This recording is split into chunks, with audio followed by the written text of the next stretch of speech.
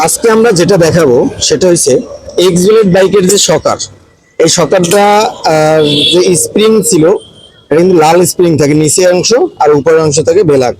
এখন আমরা স্প্রিং ভেঙে যাওয়ার পরে কিন্তু আমরা একটা স্প্রিং পরিবর্তন করব, দেখবো যে কাজ হয় কিনা। আলহামদুলিল্লাহ আমাদের এদিকে কিন্তু কাজ হবে ইনশাল্লাহ।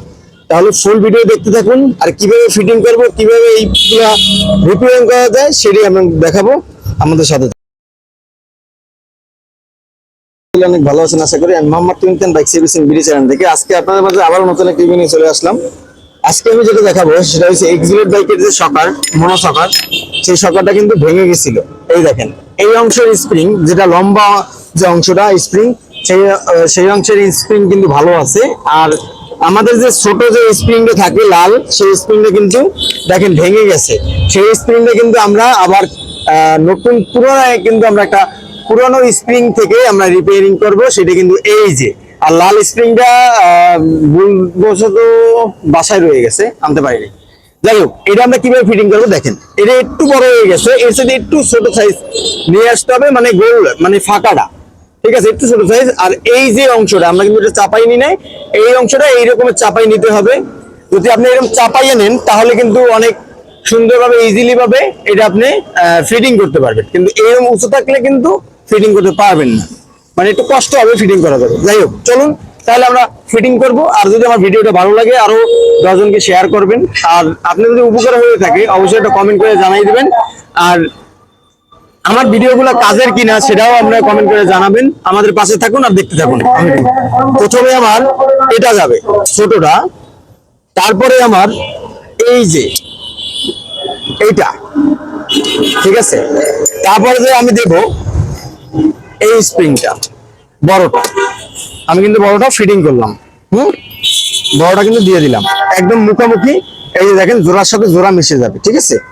তারপরে আপনার এই যে রাবারটা, এটা যে ডাস্ট সিল বলে, এই যে আপনার সাদা অংশকে পরিষ্কার রাখার জন্য এই যে আমি দিয়ে দিলাম এইটা, ঠিক আছে, দিয়ে দিলাম। এরপরে আমার এটা যাবে ডাস্ট সিলের ভিতর থেকে, এই যে এটা যাবে। তারপরে যাবে এই যে চাটকি এইটা। তারপর যাবে আপনার নাট, এই যে নাটটা আমি টাইট দিলাম। এটা কিন্তু এভাবে আপনি সেটিং করতে পারবেন না, ঠিক আছে। তারপর আমি কুলারের ভিতরে ঢুকাবো এইটা, ফাঁকার ভিতরে দিয়ে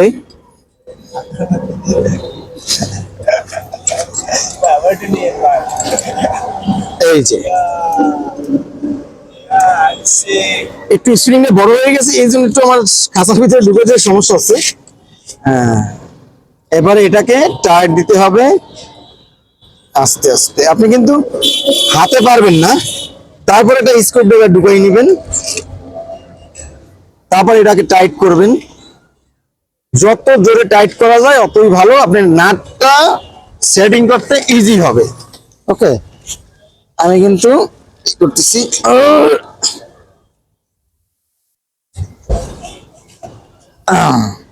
আমি কিন্তু এটা দিলাম, পরে এটা কিন্তু আলহামদুলিল্লাহ হয়ে গেছে। এবার কিন্তু আমি এর ভিতরে দিয়ে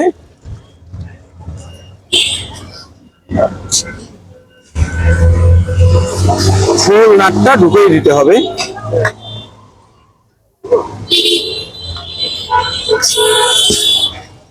এই যে আমি ফুল নাট কিন্তু ঢুকাই দিলাম, ঠিক আছে। তারপরে যে আমরা এই যে উপরে যে বডির সাথে যেটা যাবে সেটা কিন্তু আমি দিয়ে দিলাম।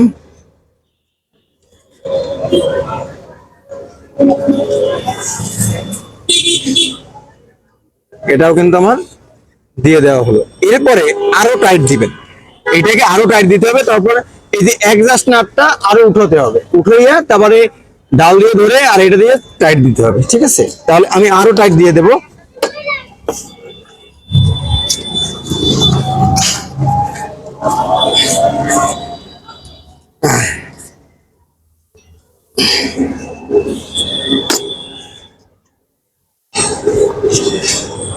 এরপরে এই জায়গাটা ডাল দিয়ে ধরতে হবে।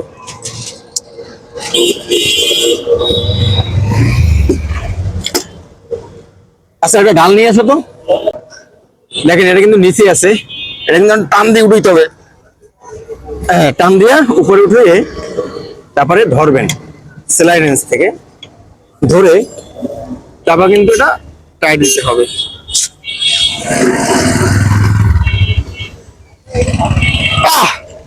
টাইট হয়ে গেছে।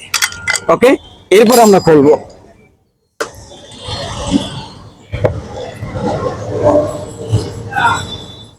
আমরা কিন্তু আস্তে আস্তে খুলে দেবো, কিন্তু এটা অ্যাডজাস্ট করে নিতে হবে আগে।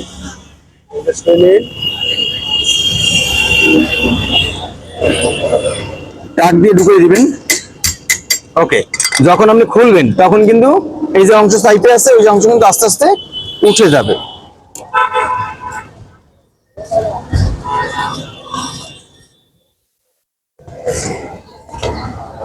আলহামদুলিল্লাহ, আলহামদুলিল্লাহ, সুখবর যে আমাদের এটা কিন্তু হয়ে গেছে। ওকে,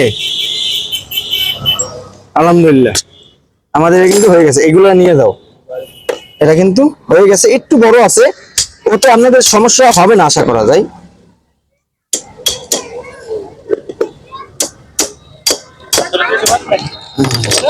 এই যে এটা কিন্তু বাড়ি দেওয়ার পরে ভিতরে ঢুকে গেলে একদম অ্যাকুরেট হয়ে গেছে আমাদের। ঠিক আছে, তাহলে আশা করি ভালো থাকেন।